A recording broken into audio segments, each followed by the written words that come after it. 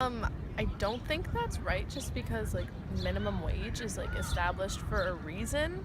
Like that's the minimum wage that someone should be paid for labor, and like the students are still doing labor even if they are students, they're still like working.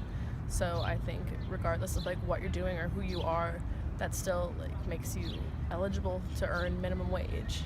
There are a lot of businesses in and around Tempe that do offer $10 to $12 an hour, and since tuition is so expensive, it is really important to be making enough money. And also with the cost of rent in Tempe being pretty high as well, especially in like the apartment complexes closest to ASU, uh, I think a lot of students will look elsewhere to like find employment and get money, since if ASU doesn't pay their student workers at least minimum wage, if not more.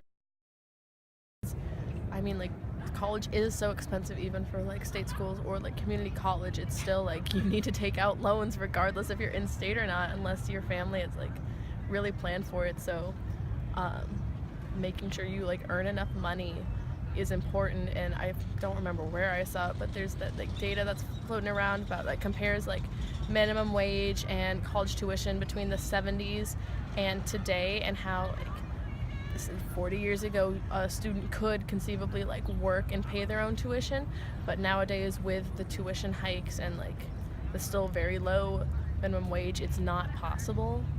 So I don't think that's right, and it also like contributes to debts, which also are not good at all.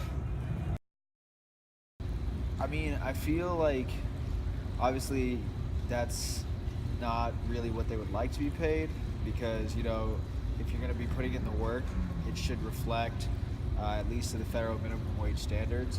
But at the same time, I don't know all of the benefits that ASU students may get on campus, so they may be getting, some extracurricular benefits. But in the event that they weren't, then that would be pretty terrible.